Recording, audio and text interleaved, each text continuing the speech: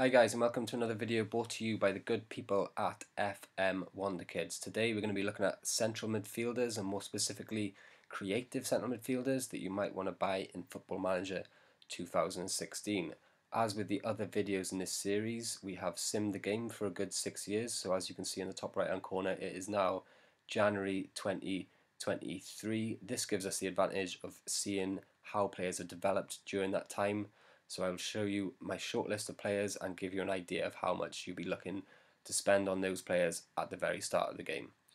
So if you watched my last video, I told you we were going to show you Paul Pogba, who is the greatest player in the game, I believe, as well as he was in the last game. So to kick off, we're going to show you his attributes. This is what you're going to be looking for in your creative central midfielder. These kind of attributes, basically everything. You want everything. You want the attacking ability. Importantly, you want the passing and the vision, you want the mental attributes, and you want the strength and the stamina and the physicality from your centre midfielders so they can get forward and they can also get back as well. If you have a look at his graph, it's incredible. It's the best graph you're ever going to see. That is absolutely nuts. And if you have a look at his history, he's been at Juventus for the whole game. He's a kind of player that is very unlikely that you're going to be able to sign at the start of the game because he is at such a reputable club and he's earning a lot of money and his intrinsic value is so large. You're going to be looking at spending 80 to 90 million pounds if you want to get this guy into your club. So next off, I'm going to show you another guy who has similar kind of stats, who is up there in the top 1, 2, 3, but again it's going to be highly unlikely that you're going to be able to sign him because of his intrinsic value. It's this little Spanish chap here, not sure how you pronounce his name, Cock, whatever. So again, he's got all the attacking abilities that you generally want. He's got all the mentalness and he's got all the physicality that you need in the middle of the park. And you can see his graph there is really good, apart from maybe aerially, he may be not the best, but that's not such an important attribute for your creative central midfielder to have. In fact, you're not going to find many creative central midfielders with aerial prowess. So next I'm going to get into the nitty gritty. I'm going to show you the 5 players that I've shortlisted that are achievable, that are obtainable to buy at the start of the game. And first off, I'm going to start by showing you this guy here, Papelu. He's not as attacking minded as the other guys, but he has got everything else you need. So he's got the first touch, he's got the passing, he's got the vision, and he's got all the composure, concentration, decisions, all the mentalness and the physicality that you need in the middle of the park. You may say he was more suited to a defensive role rather than a creative centre midfield role, but you can see he has got the passing and the vision, so he can do that. Looking at his graph, you can see that he is solid all over, so that is encouraging. And looking at his average rating, you see he does perform well. He is cheap at the start of the game. He's only 16 and he is worth 170 grand. You can pick him up for about 2.5 million pounds, a bargain. Next guy I'm going to show you is a chap called Rodrigo Bentancur, I believe you pronounce it. This guy is a lot more attacking. He's the kind of player you're really looking if you're to drive your team forward creative wise. He may not have the defensive ability quite as much as the last chap had, but if you have a look at his graph, he is almost like a poor man's Paul Pogba. You see his mental side is really solid, although he hasn't really got any outstanding attributes. Again, his passing and vision is great. Looking at his average rating, he really does perform right from the start of the game. He really does perform. At the start, talking about the start of the game, 18-year-old he is, and he is valued at 950,000. You can pick him up for around £4 million. Perfect. So the next player we're going to look at is a guy whose name is equally difficult to pronounce.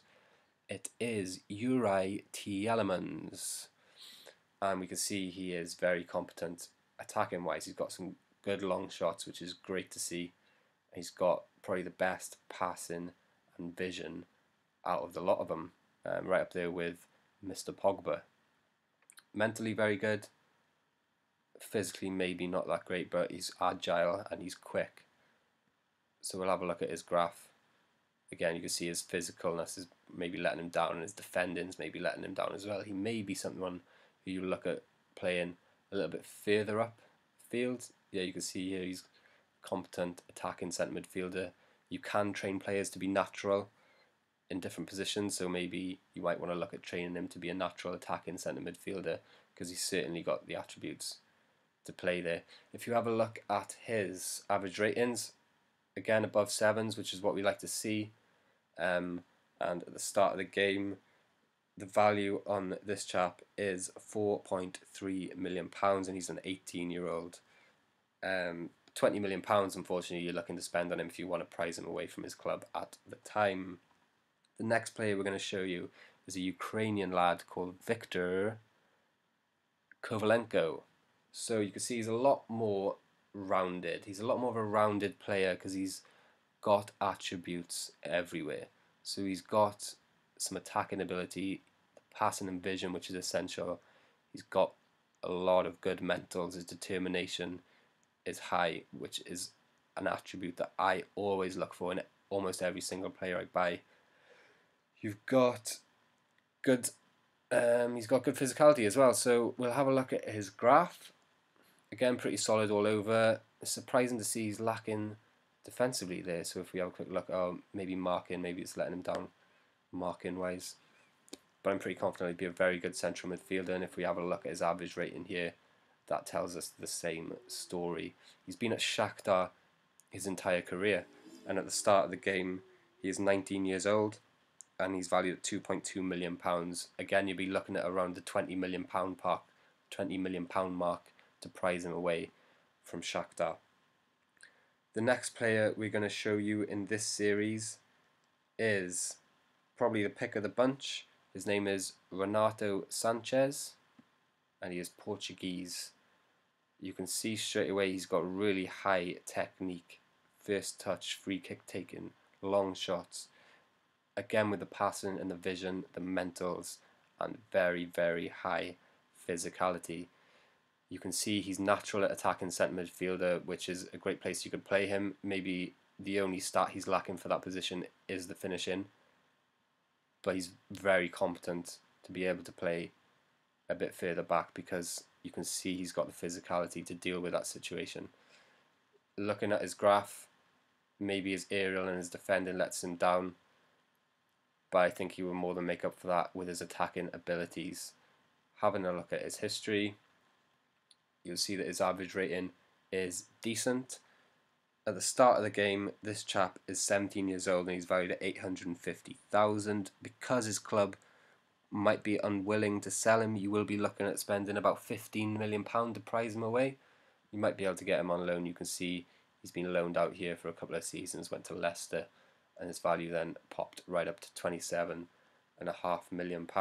He's definitely someone that I'd be looking at bringing in because of the technique which he has, along with the mental. If you mix the technique and the mental together, you're looking at a good player straight away.